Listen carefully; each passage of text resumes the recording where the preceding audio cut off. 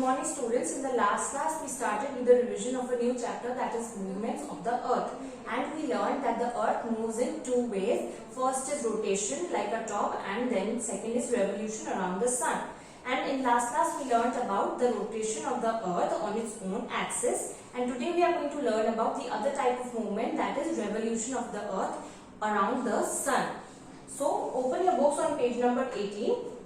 We are going to start reading revolution of the earth, and be ready with your pencils to mark something important. The earth also moves around the sun in a fixed path called orbit. So the earth moves around the sun on a fixed path, and that fixed path is called orbit.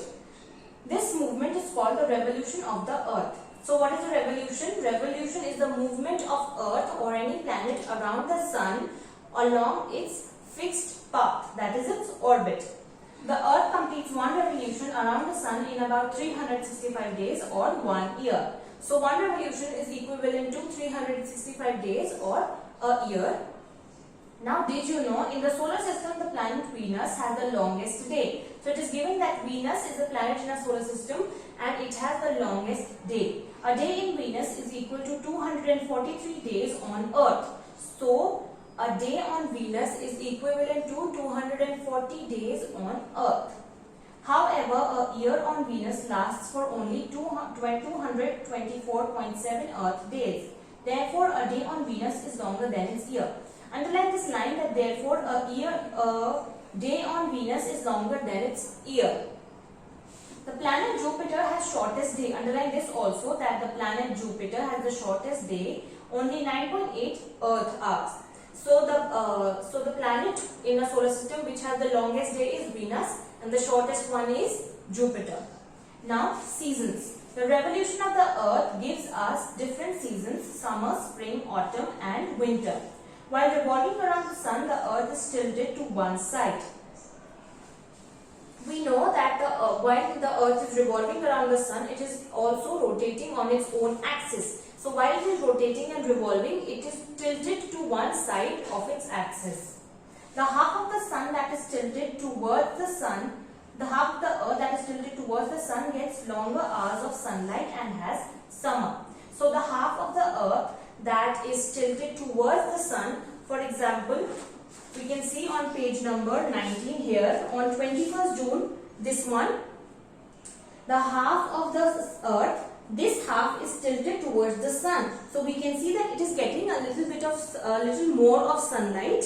So it gets more hours of sunlight and it has summer season. And the other half, which is tilted away from the sun, that is this half, it has fewer hours of sunlight and it has winter. Now, when the North Pole is tilted towards the sun, the South Pole is tilted away from the sun. As we can see in this figure, that the northern hemisphere, it is tilted towards the sun and the southern one is tilted away from the sun. So, at this time, the northern hemisphere has summer and the southern hemisphere has winter. So, here it is given that on June, 21st June, it is given that this is the northern hemisphere and it is tilted towards the sun. So it is having summer and longer hours of sunlight. And southern hemisphere is tilted away from the sun. So it has winter and fewer hours of sunlight.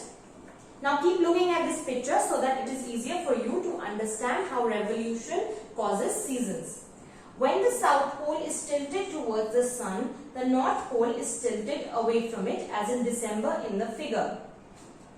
So, therefore, the southern hemisphere has summer and the northern hemisphere has winter at this time. Now, look at the one where is 22nd December is written.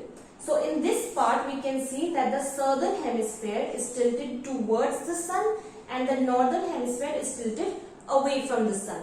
So, the southern hemisphere has summer season and more hours of sunlight, whereas the northern hemisphere or the North Pole, it is getting winter season and it has fewer hours of sunlight.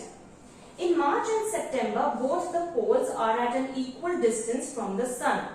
Therefore, the northern hemisphere has spring and the southern hemisphere has autumn. In September, the northern hemisphere has autumn and the southern hemisphere has spring.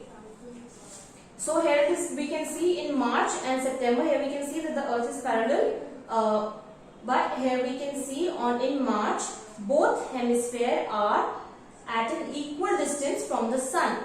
So here we can see here from March to the sun and from September to the sun, both the times the earth is at an equal distance from the sun. So during March, what happens is the northern hemisphere has spring and the southern hemisphere has autumn. And in September, what happens? The northern hemisphere gets autumn and the southern hemisphere gets spring season. Therefore, when it is summer in India, it is winter in Australia. And when it is autumn in India, it is spring in Australia. Thus, the revolution of the earth and its tilted axis cause the seasons. Underline this line, the last two lines, that the revolution of the earth and its tilted axis cause the seasons. So, what we have learned today is the revolution of the earth. It means the movement of the earth around the sun on a fixed path, and this fixed path is known as orbit. One revolution is completed in 365 days, that is an year. The seasons are caused by the revolution of the earth and its tilted axis. The summer season is caused by when half of the tilted side of the earth that faces the sun, and it gets longer hours of sunlight. And winter season is caused when the other half, that is the side that is tilted away from the sun, it gets fewer hours of sunlight and it gets winter season. And spring and autumn are caused when both the poles or both the hemispheres are at an equal distance from the sun. Now this is all for today. Here we have completed your chapter. You have to revise your chapter very well, very thoroughly, and practice the diagrams. That is all. Thank you and have a nice day.